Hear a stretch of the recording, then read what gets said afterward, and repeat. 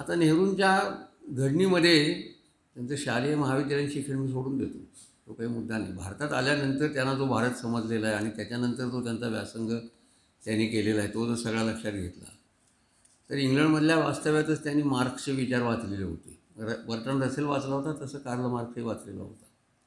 आणि आपल्याला माहिती आहे की त्या काळातल्या सगळ्या सुशिक्षित पिढ्यांवर, विशेषतः 20 नंतरच्या जर बघितलं तर मार्क्सवादाचा एक मोठा विलक्षण पगडा आपल्याकडे पडलेला दिसतो. त्या अर्थानं नेहरूही मार्क्सच्या विचाराकडे आकर्षित झालेले होते, भारावलेलेही होते. त्याच्यातच सोव्हिएट क्रांती 1917ला झाली आणि 27 साली 10 वर्षानंतर ते सोव्हिएट रशियाला जाऊन आले. तिथली सगळी प्रगती त्यांनी पाहिली आणि त्यांनी ते दिपून गेलेले होते वगैरे, हे असं त्यांचीच वर्णन आहेत त्या ह्याच्यामध्ये. परत आल्याच्यानंतर 5-10 वर्षामध्ये आणखी निरनिराळ्या बातम्या येऊ लागल्या. इंग्लंडमधून सिडने वेब आणि बेट्रेस वेब यांची नवीन माहिती जशी बाहेर यायला लागली, व्यक्तिस्वातंत्र्याच्या गळचेपीची, लोकशाहीच्या गळचेपीची सोव्हिएत रशियामधल्या, तसतसं नेहरूंचं थोडंसं मत बदलत गेलं. मार्क्सवादाची विश्लेषण पद्धती त्यांनी सोडली असं मी म्हणणार नाही, ती त्यांनी चालू ठेवली. पण तीच सर्व काही गोष्टींचा उलगडा करेल या भ्रमातून ते बाजूला झाले एका बाजूला. आणि दुसऱ्या बाजूला कोणत्याही पातळीवर लोकशाहीचा बळी देऊन, व्यक्तिस्वातंत्र्याचा बळी देऊन देशाची उभारणी करायची नाही, हे जवळपास 30च्या आसपास त्यांच्या डोक्यामध्ये पक्क बसलेलं दिसतं. 31 सालचा मूलभूत हक्कांचा ठराव आणि 36 सालचं फैजपूरचं डेमोक्रेटिक स्टेटचं भाषण आणि मग त्याच्यापुढे घटना समितीतली त्यांची कामगिरी, असं जर बघितलं एकंदरीत चित्र एका कॅनव्हासमध्ये, तर मग असं दिसतं की कोणत्याही परिस्थितीमध्ये लोकशाहीची भूमिका व्रत म्हणून जोपासणारा, तिच्यापासून बाजूला न जाणारा असा हा नेता होता.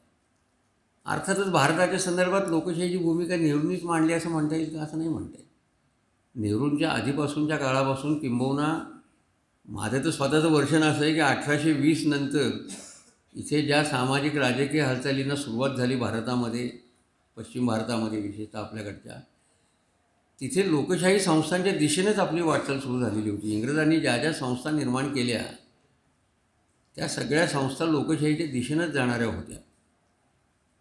आणि त्या अर्थानं त्या लोकशाहीचा नीट विकास करणं, संवर्धन करणं आणि कुठल्याही एखाद्या तत्त्वज्ञानाच्या आहारी न जाता किंवा जाऊन त्या लोकशाहीपासून बाजूला होणं हे या देशाला परवडणारं नाही, ही त्यांची भूमिका आपल्याला इथे पक्की झालेली दिसते. त्यामुळे भविष्यातला भारत, आपल्या कल्पनेतला भारत हा लोकशाहीवर निष्ठा असणारा, लोकशाहीचा आचार करणारा आणि लोकशाही संस्कृतीनं प्रेरित असलेला भारत, असं त्यांच्या कल्पनेतल्या भारताचं एक राजकीय चित्र आपल्याला रेखाटता येतं.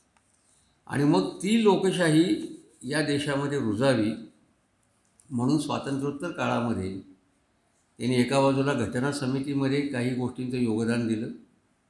प्रत्यक्ष लोकशाहीचा प्रयोग सुरू झाला तेव्हा त्यांनी काही प्रयोग केले आणि शेवटपर्यंत ते लोकशाहीची चिंता करत राहिले असं आपल्याला दाखवता येतं. आता याला दुसरे काही संदर्भ म्हणून आपण महत्त्वाचे पाहिले पाहिजेत असं मला वाटतं. एवढ्या प्रचंड मोठ्या देशामध्ये लोकशाही टिकेल का, नांदेल का, असा प्रश्न पाश्चिमात्य निरीक्षकांना, अभ्यासकांना पडलेला होता. तो 19व्या शतकातही पडलेला होता. जॉन स्ट्रॅचीपासूनची अनेक उदाहरणं आपल्याला दाखवता येतील. या अभ्यासकांना असं वाटत होतं हा प्रयोग टिकणार नाही. टिकलाच तर किती काळ टिकेल, नेहरू आहेत तोपर्यंत टिकेल, असं एक पुढे त्याला पालुपत जोडलेलं असेल. नेहरू आहेत तोपर्यंत टिकेल, नेहरूंच्या नंतर काही खरं नाही या देशात, लोकशाही कोसळेल, ही भल्याभल्यांची भाकीतं होती. आणि म्हणून नेहरूंनी ही ऐतिहासिक जबाबदारी मानली की ही लोकशाही आपल्याला यशस्वी करून दाखवायची आहे. 52 सालच्या पहिल्या सार्वत्रिक निवडणुकीबद्दलचं जर काही आपण वाचलं असेल तर ती निवडणूक किती प्रतिकूल परिस्थितीत झाली, किती दिवस चालली, कुठे कुठे मतदानासाठी जावं लागलं लोकांना, डोंगराळ भागामधनं कसं हे झालं, हे सगळ्याची वर्णनं जर वाचली तर ही निवडणूक यशस्वी व्हायलाच पाहिजे, कारण जगाचं लक्ष आपल्या लोकशाहीकडे लागलेलं आहे. म्हणून इथे लोकशाही टिकणार नाही असं म्हणणाऱ्या विन्स्टन चर्चिलला सुद्धा शेवटी असं म्हणावं लागलं की Nehru is the light of Asia. किंवा मँचेस्टर गार्डियनला सुद्धा 54-55 साली असं म्हणावं लागलं की आशियातल्या लोकशाहीचं जर कुठे स्कूल असेल तर दिल्ली इज दॅट स्कूल. जसं पेरिक्लिस म्हणायचा तसं आशियातल्या लोकशाहीचं स्कूल जर असेल तर ते दिल्लीचं पार्लमेंट आहे. हे म्हणावं लागलं कारण हे दिसत होतं की इथे लोकशाही यशस्वी करणारा एक नेता सातत्याने ती राबवत आहे लोकशाही. याच्यासाठी काही कॉम्प्रोमाइज करायला लागले नाहीत का?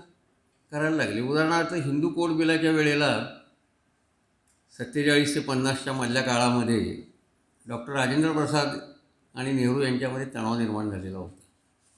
नेहरू आणि आंबेडकर एका बाजूला आहेत, राजेंद्र प्रसादांची एक भूमिका आहे. राजेंद्र प्रसादांनी विरोध केला आहे का? विरोध केलेला नाही आहे, पण मुद्दा त्यांचा वेगळा होता. आणि शेवटी त्यांनी काय सांगितलं मग की बाबा तुम्ही इतकं करून हे बिल पार्लमेंटमध्ये येणारच असेल तर मी घटना समितीचा जसा अध्यक्ष आहे तसं सभापती पण आहे, ह्याचा राष्ट्राध्यक्ष पण आहे मी 50 साली. मग राष्ट्रपती म्हणून मला हस्तक्षेप करावा लागेल आणि मग मी माझी भूमिका सडेतोडपणे मांडली. हे लक्षात आल्याबरोबर 50 साली अजून पहिली सार्वत्रिक निवडणूक व्हायच्या आधीच राष्ट्रपती विरुद्ध पंतप्रधान किंवा राष्ट्रपती विरुद्ध मंत्रिमंडळ असा जर संघर्ष उभा राहिला तर लोकशाहीच्या दृष्टीने एक अत्यंत वाईट सिग्नल जगभर जाईल. तो टाळायचा असेल तर मी तात्पुरती माघार घेईन. नेहरूंनी तात्पुरती माघार घेतली. बाबासाहेब आंबेडकर नाराज झाले, त्यांनी राजीनामा दिला. नेहरूंनी तो मुद्दा सोडला नाही.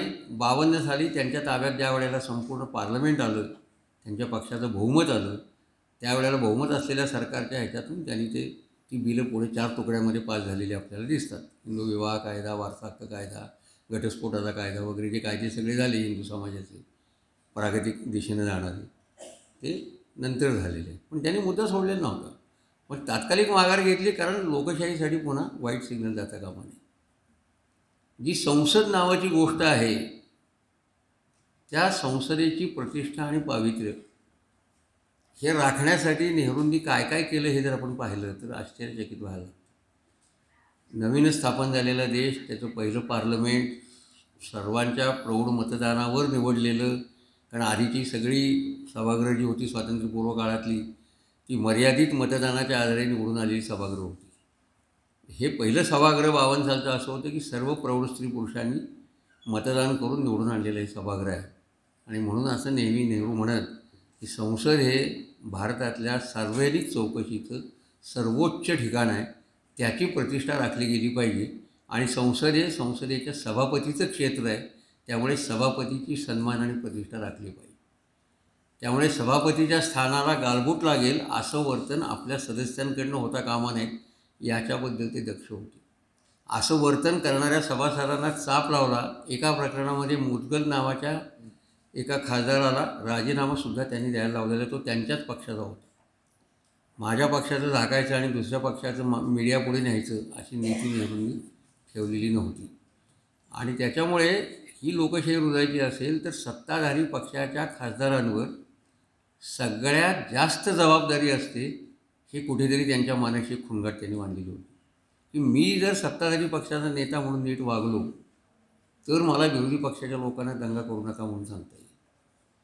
63 सालाच्या दरम्यान मला वाटते सभापतींवर अविश्वासाचा ठराव आलेला होता, तेव्हासुद्धा ते नाराज झालेले होते आणि ते असं म्हणाले की अविश्वास ठराव आणण्याचा हक्क मी नाकारत नाही आहे तुमचा, पण सभापती हा या सभागृहाचा सर्वोच्च व्यक्ती आहे आणि त्याचे आदेश जर आपण मानणार नसू तर सभागृह चालेल कसं? त्यांनी पक्षपात केला हे सिद्ध करण्यासाठी वेगळी माध्यमं आहेत, वेगळे चॅनल आहे तुम्हाला. म्हणजे सभागृहाचा अवमान होता कामा नये, म्हणजे सभापतीचाही अवमान होता कामा नये. आणि सभापतींनी सुद्धा त्याच मगदुरानं वागलं पाहिजे ही अपेक्षा होती. मावळंकरांसारखा पहिल्या लोकसभेचा जो सभापती होता त्यांना भेटायला नेहरू त्यांच्या चेंबरमध्ये जात असत. त्यांनी कधीही त्यांना आपल्या चेंबरमध्ये बोलवलं नाही. पंतप्रधानांनी बोलवल्यानंतर सभापती कदाचित गेलेही असते, पण नेहरूंनी हा मनात विचारही आणला नाही की ते मी तिकडे जाईन भेटायला, कारण संसदेचं दालन हे तुमचं सर्वोच्च कार्यक्षेत्र आहे. तिथे पंतप्रधान जरी मी असलो संसदेचा सभासद आहे, पण तुम्ही सभापती आहात, संसदेचे निर्णायक अधिकारी तुम्ही आहात.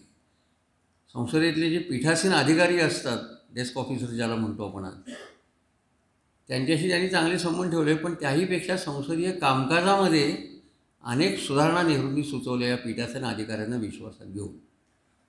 हे आत्ता जे 0 आवरचा प्रश्न असेल, 0 आवरचं पद्धत असेल, प्रत्येक खात्याची संसदीय सल्लागार समिती असेल, ती समिती स्थापन होणं, तिथे विधेयकं जाणं, त्या समितीमध्ये विरोधी पक्षांचे लोकही असणं, राज्यसभेतले सभासदही असणं, म्हणजे त्या विधेयकावर अगोदरच सर्व बाजूनी सर्व पक्षांच्या दृष्टिकोनातून चर्चा होऊन सुधारणा होऊन ते विधेयक अंतिमरित्या पार्लमेंटपुढे जेव्हा येतं तेव्हा ते अधिकाधिक निर्दोष झालेलं असेल. संपूर्ण निर्दोष झालेलं असेल असं नव्हे, पण असं जास्तीत जास्त निर्दोष विधेयक जेव्हा संसदेसमोर येईल तेव्हा संसदेला त्याच्यावर चर्चा करून निर्णय करता येईल.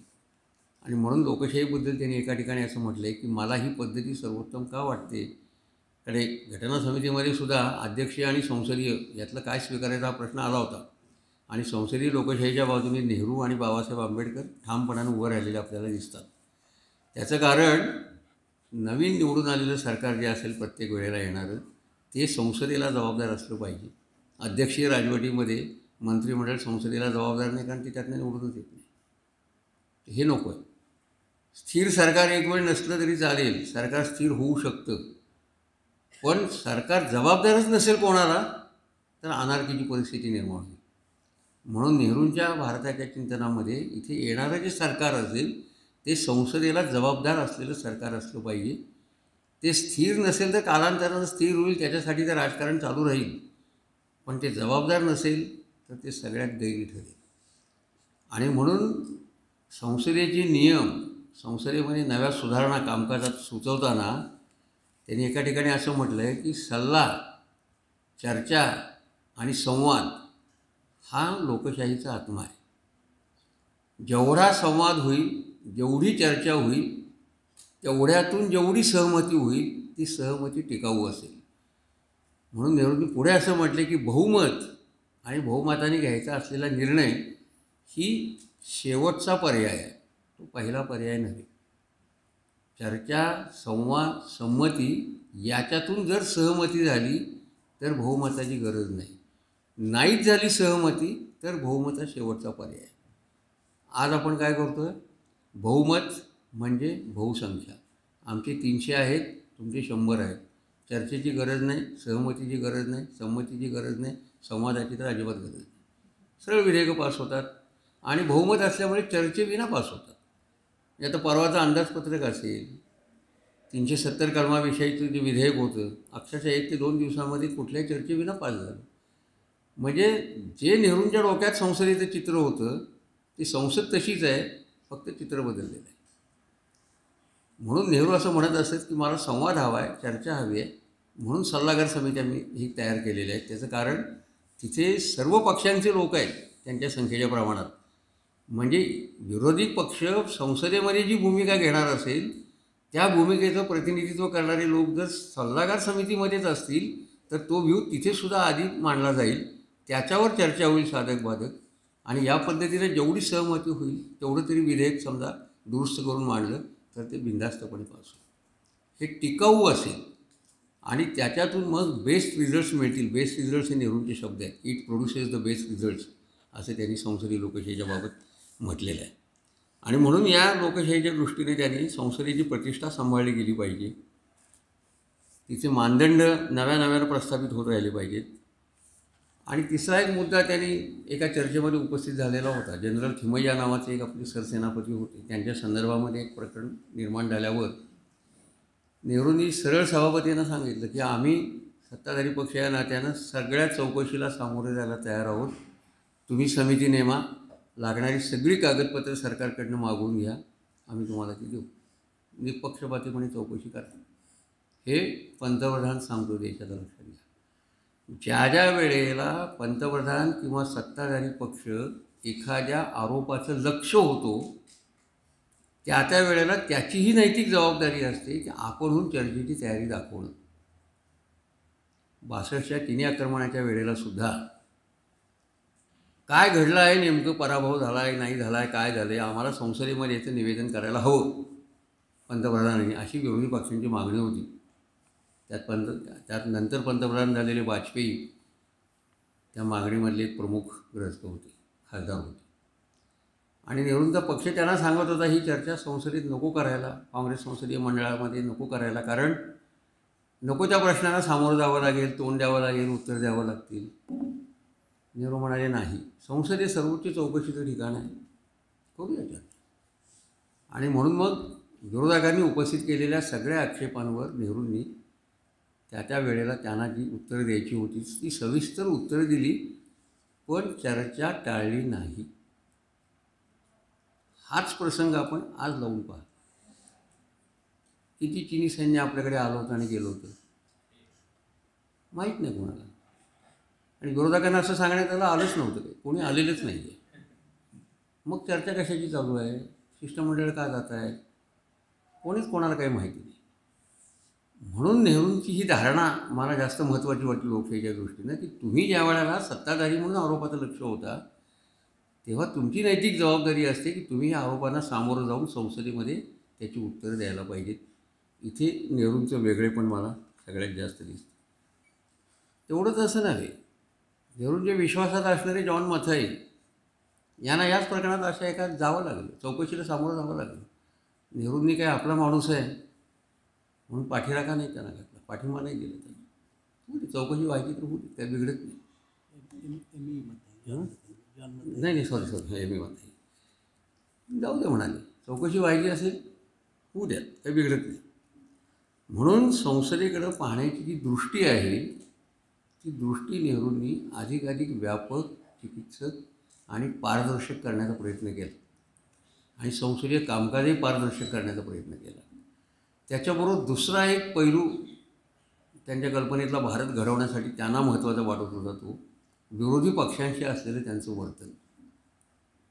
ज्या वाजपेयींनी सगळी संस्था चीनच्या प्रश्नावरची चर्चा उपस्थित केलेली होती, त्याच वाजपेयींचा एका चीनी शिष्टमंडळाच्या बरोबर संध्याकाळच्या जेवणाच्या वेळेला परिचय करून देताना नेहरूंनी त्यांची स्तुती, त्या वाजपेयींची स्तुती त्या चीनी शिष्टमंडळासमोर करून सांगितलं की हा आमच्या देशाचा कदाचित उद्याचा पंतप्रधान होऊ शकतो.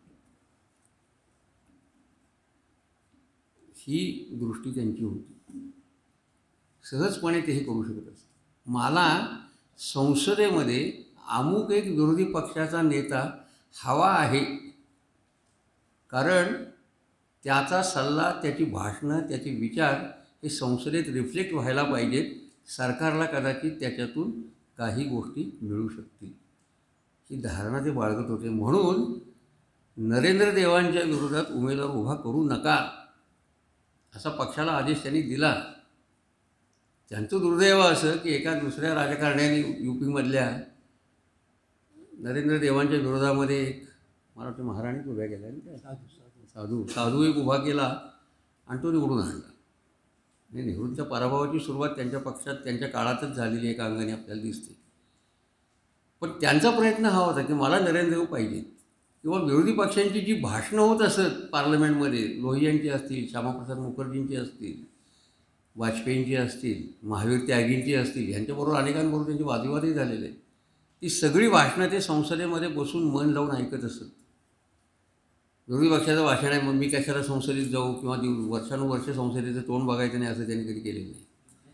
ते सातत्याने संसदेमध्ये बसायचे, भाषणं ऐकायचे, कामकाजावर लक्ष ठेवायचे आणि त्याप्रमाणे आपली धोरणं, विचार जे काही असतील ते त्याच्यामध्ये आवश्यक ते बदल करायचे. ही लोकशाहीची वृत्ती, ज्याला मी स्पिरिट ऑफ डेमोक्रेसी असं म्हणतो, ती त्यांच्यामध्ये रुजली होती आणि ती भारताच्या भविष्यातल्या चित्राचा भाग असली पाहिजे असं त्यांना सातत्याने वाटत असे. नागरी सत्ता जी आहे, सिव्हिल पॉवर ज्याला आपण म्हणतो, ती सुप्रीम असली पाहिजे या देशात. लष्कराची सत्ता सुप्रीम असता कामा नये.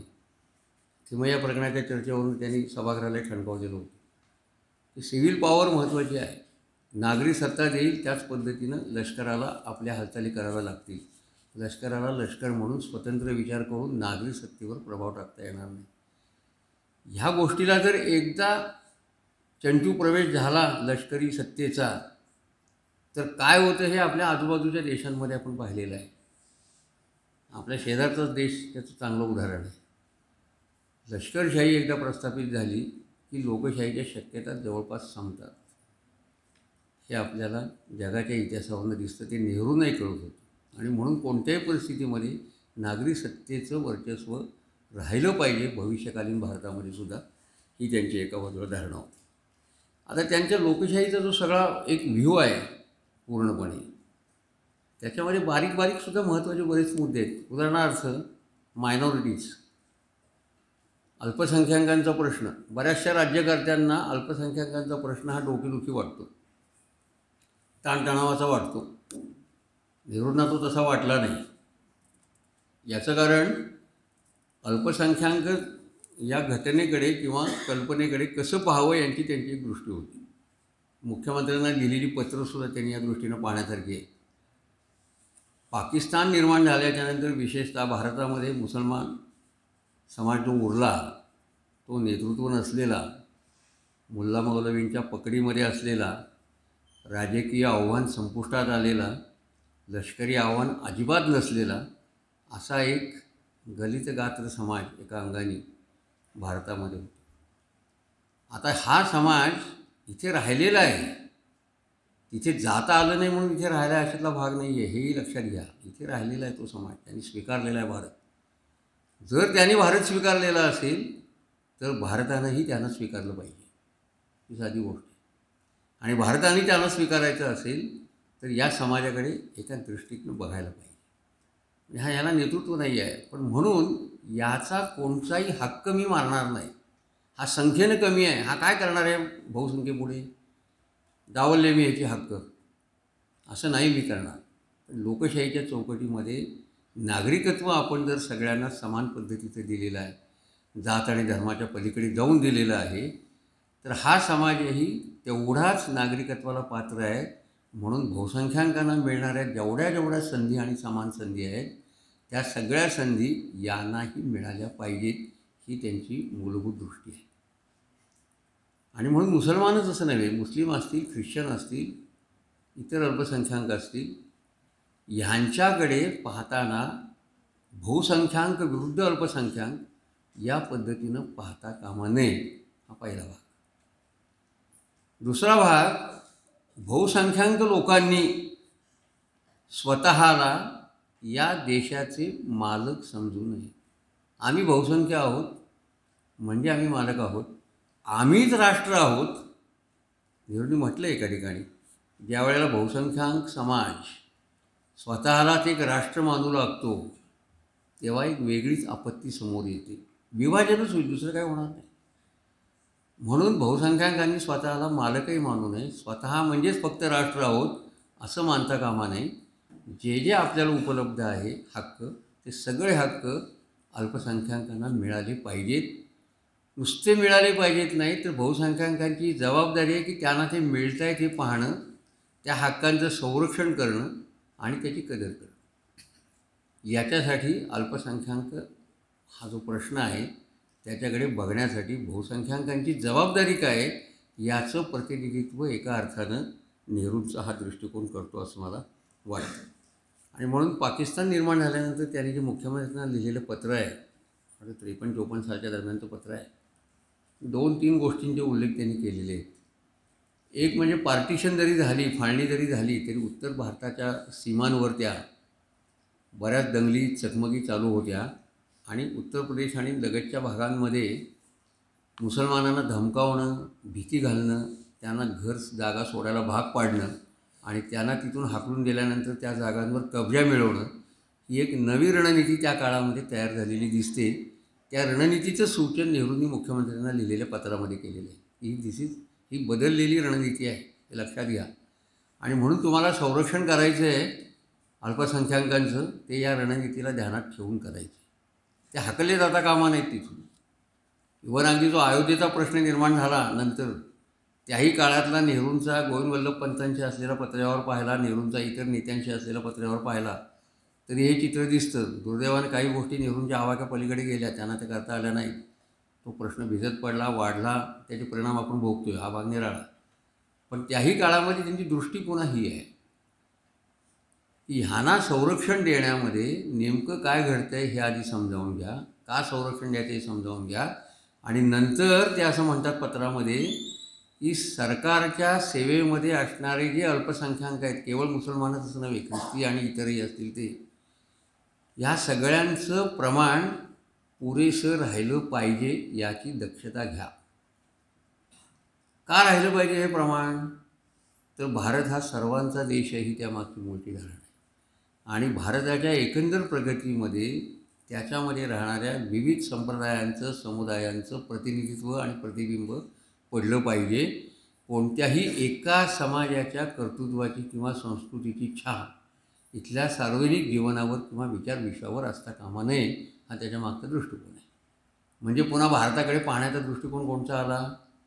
सर्वांना बरोबर घेऊन जाणारा, सर्वांच्या योगदानाला वाव देणारा, सर्वांची संधी मान्य करणारा आणि त्या पद्धतीने त्यांना संधी देणारा, असा दृष्टिकोन समोर येतो.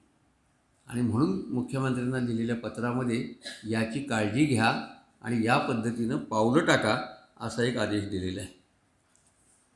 आता स्वाभाविकच एक प्रश्न निर्माण होतो की हे सगळं सांगणाऱ्या नेहरूंची मग राष्ट्रवादाची कल्पना काय आहे? सरळ आहे. राष्ट्रवादाची कल्पना जी आज आपण मानतो, भारताचा स्वातंत्र्य चळवळीमधून निर्माण झालेला जो राष्ट्रवाद आहे, तो सर्वसमावेशक, ज्याला ऑल इन्क्लुझिव्ह म्हणून, एका बाजूला शोषणाला विरोधी असणारा, साम्राज्यवाद वसाहतवादाच्या विरोधात असणारा, सामाजिक आर्थिक समतेचा पुरस्कार करणारा किंवा त्याच्यावर उभा असणारा आणि सहिष्णुतेचं संवर्धन करणारा, असा तो राष्ट्रवाद आहे. नेहरूंचा राष्ट्रवाद काही ह्याच्यापेक्षा वेगळा नाही. पण नेहरू राष्ट्रवादाचा विचार करताना आणखीन एक मध्ये पद्धत वापरतात. आधीचा राष्ट्रवाद आणि नंतरचा राष्ट्रवाद अशी एक कल्पना त्यांच्या वाङ्मयामध्ये काही ठिकाणी दिसते. आधीचा म्हणजे कोणता? स्वातंत्र्यपूर्व काळातला. आणि नंतरचा म्हणजे स्वातंत्र्यानंतरचा. स्वातंत्र्यपूर्व काळातल्या राष्ट्रवादाला एक अधिष्ठान आहे, विधायकता आहे, तो एकतेचा आवाज आहे राष्ट्राच्या. आम्ही सर्व एक आहोत, भारत माता की जय. पुन्हा भारत माता म्हणजे कोण, असा प्रश्न विचारला त्याने अनेकांना, आणि त्यांनी त्याचं उत्तर दिले नेहरूंनी स्वतःचं, की भारत माता म्हणजे कोण आहे? शेवटी नद्या, डोंगर, तीर्थक्षेत्र, प्रदेश, निसर्ग सौंदर्य म्हणजे देश आहे का? हे देशाचे महत्त्वाचे घटक आहेत. त्यांनी देशाला एक वेगळं वैशिष्ट्य प्राप्त होतं, हे बरोबर आहे. पण भारत माता म्हणजे एवढंच नव्हे. भारत माता म्हणजे त्याच्यामध्ये राहणारे जिवंत लोक, तुम्ही आम्ही, ही भारत माता आहे. या अर्थानं प्रत्येकजणच भारत आहे, असं त्यांनी आपल्या एका निबंधामध्ये म्हटलेलं आहे. नेहरूंचे दोन फार चांगले संक्षिप्त निबंध आहेत. एक भारत माता म्हणून आहे असा, आणि दुसरा सिंथेसिस इज आवर ट्रॅडिशन, असा एक त्यांचा निबंध आहे. हे समन्वय हीच आमची संस्कृती आहे. हे अगदी बारकाईनं वाचण्यासारखे दोन्ही निबंध आहेत त्यांच्यातल्या वाङ्मयातले. हे ते का पुन्हा पुन्हा म्हणतात आणि याच्याशी त्यांचा राष्ट्रवाद जोडलेला आहे. म्हणजे नद्या, पर्वत, निसर्ग, अमुक तमुक, काश्मीर त्यांच्या डोक्यामधला काश्मीर, पुन्हा हे सगळं आमचं आहे, याच्यात वाद नाही आहे. पण त्याच्यामध्ये, या सगळ्यामध्ये आमच्या देशातल्या सर्वसामान्य माणसांचे प्रश्न सुटत नसतील तर हा राष्ट्रवाद आम्हाला काय कामाचा, असाही प्रश्न त्यांनी उपस्थित केलेला आहे. काय त्याचा उपयोग होतो राष्ट्रवाद? म्हणून स्वातंत्र्यपूर्वीचा राष्ट्रवाद कसा होता? ब्रिटिशांनी घालवायचा होता, ब्रिटिशांना हाकलायचं होतं, ते इथे नकोत, यासाठीची एकजूट म्हणून, विधायक एकजूट म्हणून, ती सगळे मिळून आपण भारतीय आहोत ही जाणीव. भारतीयत्व नावाची गोष्ट पुन्हा सेक्युलर होती, सर्व जाती धर्मनिरपेक्षतेच्या पलीकडे आपण भारतीयत्व पाहत होतो. ही अत्यावश्यक गोष्ट ती विधायक गोष्ट स्वातंत्र्यानंतरच्या राष्ट्रवादामध्ये हवीच आहे. पण तेवढंच नको आहे, कारण राष्ट्रवाद ज्या वेळेला पोकळ राहतो, त्याच्यामध्ये कोणताही विचार नसतो, त्यावेळेला तो राष्ट्रवादासाठी राष्ट्रवाद, for the sake of nation, अशा पद्धतीने जेव्हा तो येतो, त्यावेळेला तो मग कोणाच्या तरी विरोधातच उभा राहतो. आणि त्या राष्ट्रवादाचं पर्यवसन भारतासारख्या देशामध्ये, जिथे आधीच प्रचंड संख्येनं जाती आहेत, विविध भाषा आहेत, विविध संस्कृती आहेत, ही भाषा, जाती ही फुटीरतेची हात्यारं होऊ नयेत, अशा पद्धतीनं स्वातंत्र्योत्तर काळामध्ये राष्ट्रवादाचं संवर्धन व्हायला हवं, ही त्यातली दृष्टी स्वातंत्र्यानंतरची आहे.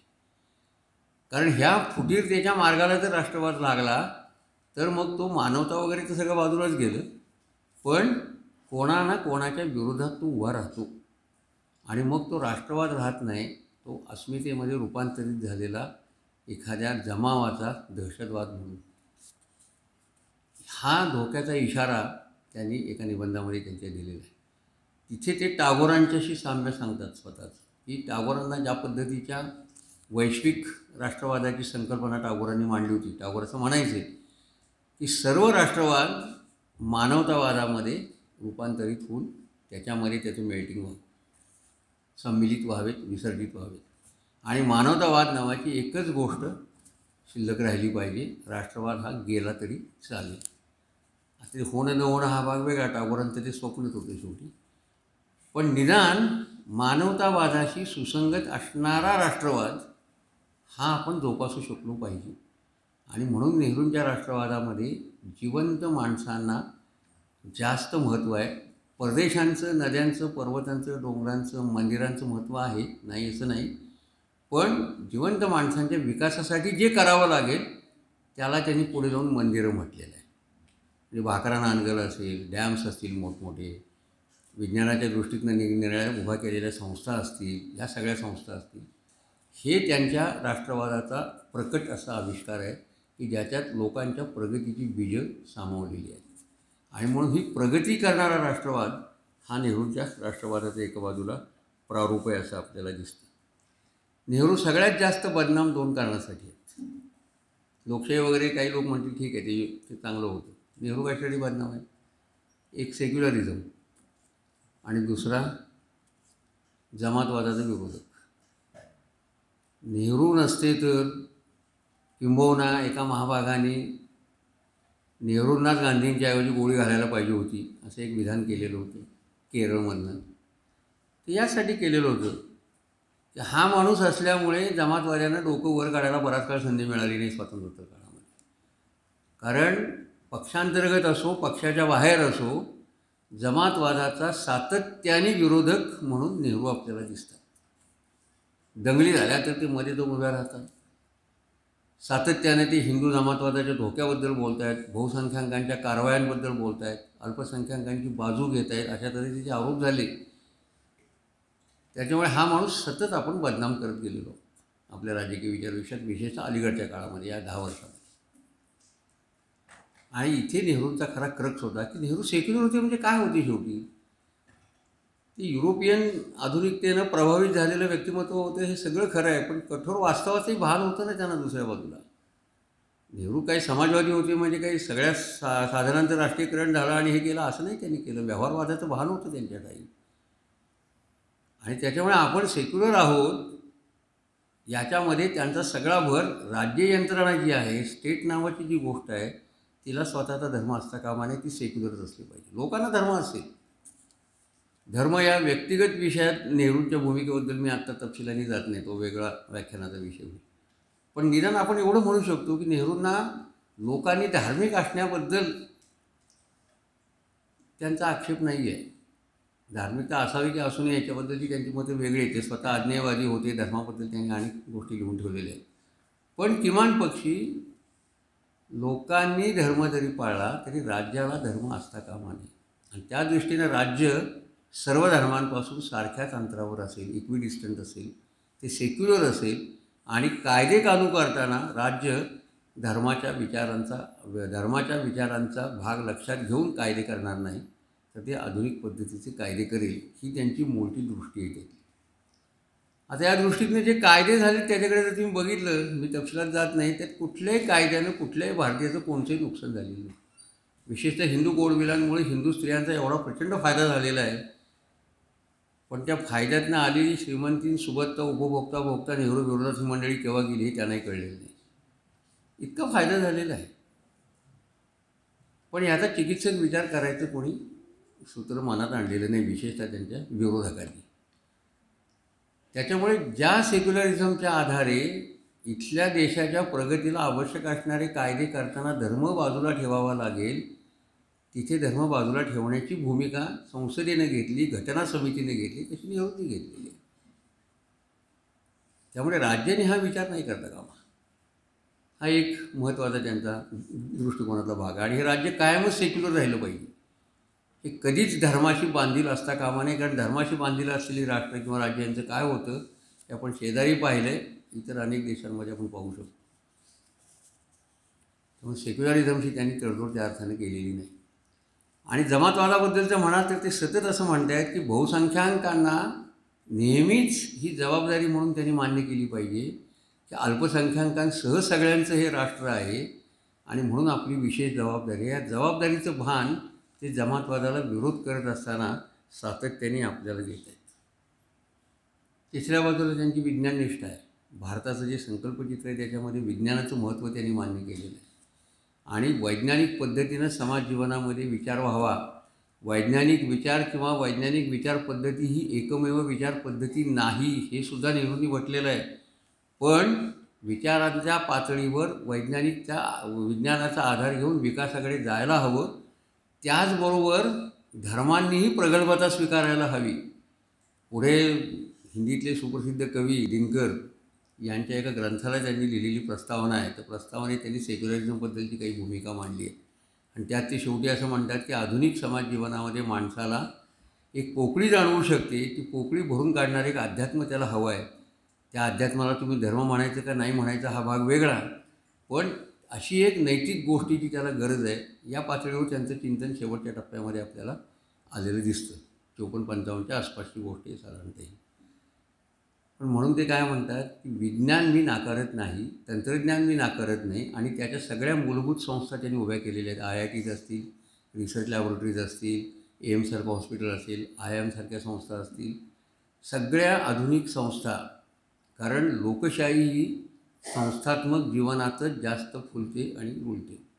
त्यामुळे संस्थात्मक जीवन, तिची स्वायत्तता, ती जोपासणं, हे जसं त्यांनी निवडणूक आयोग, अर्थ आयोग किंवा इतर राजकीय ज्या संस्था, महालेखापाल, या सगळ्या घटनात्मक स्वायत्तता असणाऱ्या संस्था जशा निर्माण झाल्या त्यांच्या काळामध्ये, तशा ज्या विज्ञान क्षेत्रातल्या सुद्धा स्वायत्त संस्था त्यांनी निर्माण केल्या.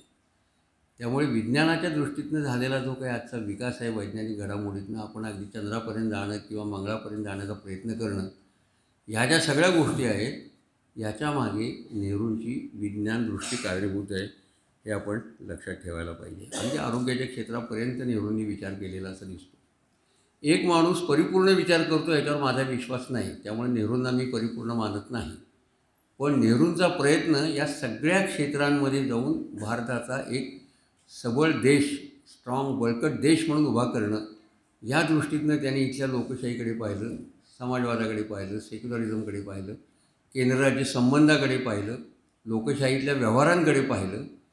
त्यामुळे हा देश मला सहिष्णू करायचा आहे, संवादी करायचा आहे, सहकार्यावर आधारलेला करायचा आहे. म्हणून समाजामधले विग्रह पुढे आणण्यापेक्षा सहकार्यावर भर द्या, अशी त्यांची एका बाजूला भूमिका आहे. आता याच्यात विग्रह करणारे अनेक प्रश्न निर्माण झाले होते त्यांच्या काळात. त्याचा उच्चार करणं सोपं आहे, पण तिथे आत्ता या मुद्द्यावर तिथे बोलण्यात हे नाही आहे, फारसं स्वारस्य नाही. याचा अर्थ तो वेळेचा आणि तपशिलाचा प्रश्न आहे. भाषावर प्रांतरचना असेल, संघर्षाचे प्रश्न उपस्थित झालेच नाही असं नाही, तेही त्यांना डील करावे लागले, त्यांनी केले. पण नेहरूंची कल्पना म्हणून भारताकडे कसं बघायचं असा जर प्रश्न केला तर या संघर्षासकट आपल्याला असं म्हणता येतं की एक लोकशाही आणि सहिष्णुतेवर आधारलेला संवाद, सामंजस्य, सहकार्य आणि सहअस्तित्व ह्यांनी भारलेला असा एक परिपूर्ण देश, जो एकाच वेळेला प्राचीन संस्कृतीशीही आपलं नातं सांगू शकतो आणि आधुनिक संस्कृतीकडे जाताना या संस्कृतीतल्या महत्त्वाच्या असणाऱ्या बाबी बरोबर घेऊन जाऊ शकतो. पूर्णपणे प्राचीनाचा तिरस्कार करणारी नेहरूंची दृष्टी नाही. परंपरांकडे, धर्मपरंपरांकडे धर्मनिरपेक्ष पद्धतीनं पाहण्याची त्यांची दृष्टी आहे. त्यामुळे तुम्ही राष्ट्रध्वज स्वीकारतानाचं त्यांनी केलेलं घटना समितीतलं भाषण पहा, इतर भाषणं त्यांची पहा, तुम्हाला असं दिसेल की परंपरा म्हणून धिक्कार करणं, उठता बसता परंपरेला नावं ठेवणं, हे नेहरूंनी केलेलं नाही. जे ग्राह्य आहे ते मी स्वीकारेन, ते घेऊन पुढे जाईल आणि पुढे येणाऱ्या आधुनिकतेशी त्याचा मेळ घालेल. हा मेळ घालत पुढे जाणारा, भारताच्या प्राचीनत्वाचा वारसा सांगणारा आणि आधुनिक विश्वामध्ये भारताला दाखल करू इच्छिणारा असा हा भारताचा नेता. आणि त्याचं भारताविषयीचं हे संकल्पचित्र, एका बाजूला लोकशाही, दुसऱ्या बाजूला सहिष्णुता, संवाद, तिसऱ्या बाजूला सेक्युलरिझम, अल्पसंख्याकांचे प्रश्न आणि सर्वसामान्य माणसाला भुकेतून मुक्त करणं, गरिबीतून बाहेर काढणं, याच्यासाठीची अर्थरचना, अशा रचनेचा भारत हे ज्याचं स्वप्न होतं, असे नेहरू होते. इथे मी थांबतो. धन्यवाद.